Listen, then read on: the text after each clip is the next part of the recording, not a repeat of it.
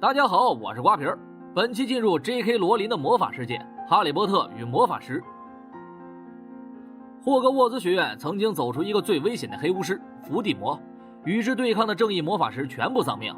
在一次袭击中，哈利的父母不幸遇难，母亲用生命为哈利施下了守护印记，哈利便幸运地活了下来，而额头在袭击中留下了抹不去的闪电疤痕。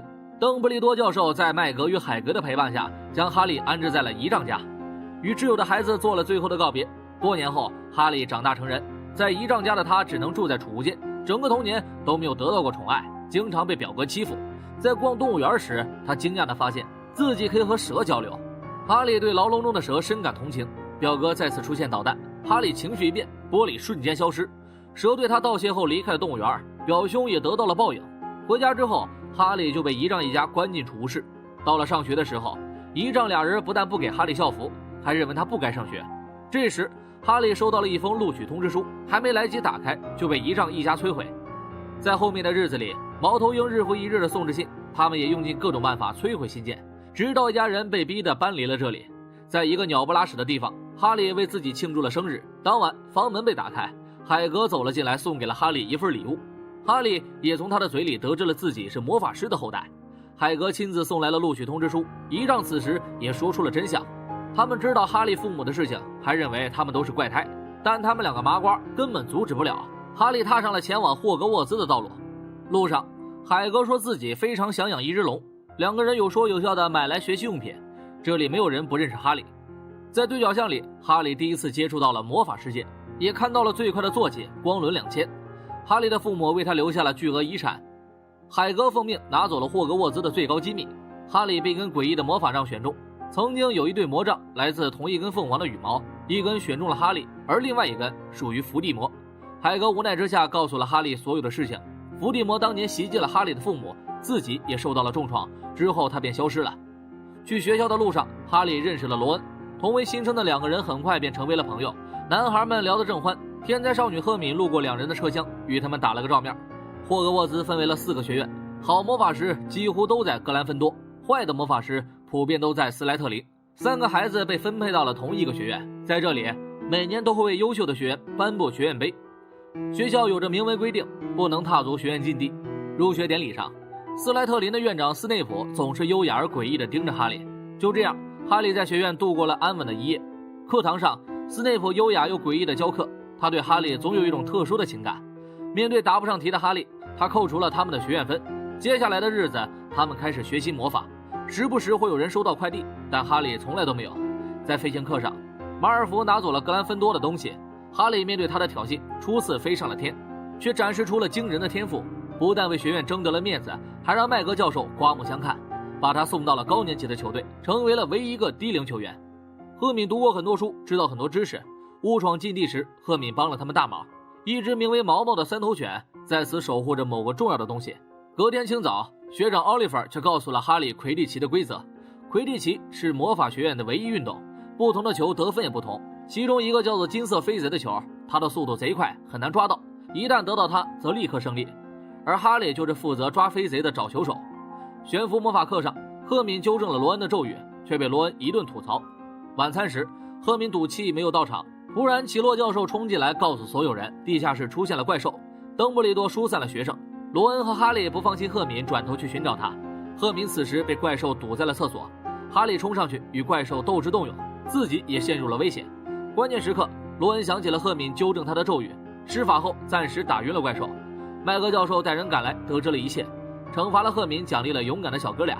哈利此时也注意到了斯内普腿上有伤，成功得到教授的一枚傲娇白眼。经历了这次战斗，3个人成为了无话不说的好朋友。傲娇斯内普再次过来嘲讽了哈利，哈利再次看到腿上后，推理出斯内普想要得到毛毛脚下的宝物。正推理时，哈利收到了第一个快递，麦格教授赠送获得神器光轮2000。球赛正式开始，格兰芬多先后拿下2分，后续被斯莱特林反复袭击，不但丢了分，球员也受了伤。最焦灼的时刻，哈利看到了飞贼，刚准备去追，坐骑忽然失控。赫敏看到斯内普正在施法，以为他在骚扰哈利，便点燃了他的裙子。哈利趁机冲向了飞贼，凭借着自己的勇敢战胜了对手，成功抢到了飞贼，赢得了比赛。海格一溜嘴说出了一个名字尼可，这成为了他们唯一的线索。很快到了圣诞节，所有孩子都纷纷回家过年，罗恩家里有事则留下来陪伴孤独的哈利下棋。节日里，一位陌生人给哈利寄来了圣诞礼物，获得神器隐身斗篷。穿上斗篷，哈利就溜进了禁地，寻找关于尼可的消息。在这里，他看到了斯内普和洛奇，似乎斯内普在审问着他什么。察觉到不对劲后，斯内普选择离开。躲起来的哈利看到一面魔镜，可以让人看到最渴望的东西。哈利看到了自己的家人，虽然知道是假的，但他感觉很幸福。之后，哈利变得沉默，他不想和罗恩下棋玩耍了，一心想着自己的家人，每晚都在镜子前看着父母。今晚邓布利多找到了他，他希望哈利不要沉浸在镜子面前，勇敢面对自己现在的生活。时间过了很久，他们在书上查到了关于尼可的资料。尼可与魔法石息息相关，得到魔法石的人不但可以起死回生，还可以长生不老。而毛毛守护的秘密就是这块魔法石。他们找到了海格，恰好海格从陌生人手里迎来了一只刚出生的挪威脊背龙。屋里发生的一切被马尔福全程偷窥。麦格教授惩罚了他们4个，每人扣除50分，并且关进禁林反省。邓布利多把小龙送去了该去的地方。4个孩子在海格的带领下走进了禁林。路上，他们发现了独角兽的血。最近总是有独角兽死去，今天的惩罚就是找到受伤的独角兽。寻找时，哈利发现了吸食独角兽的伏地魔。最危险的时候，半人马吓跑了伏地魔。在魔法世界，杀死独角兽是重罪。独角兽的血液可以延续生命，但灵魂也会因此受到诅咒。见到伏地魔后，哈利开始了推理。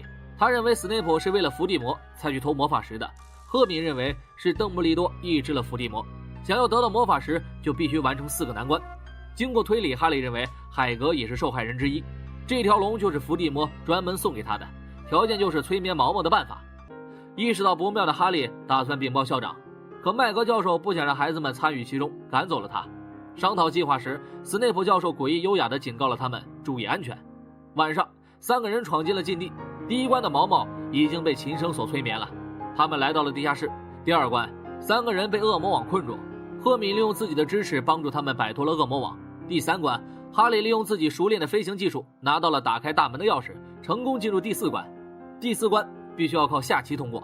罗恩高超的棋艺派上了用场，没多久，双方的棋子就已经所剩无几了。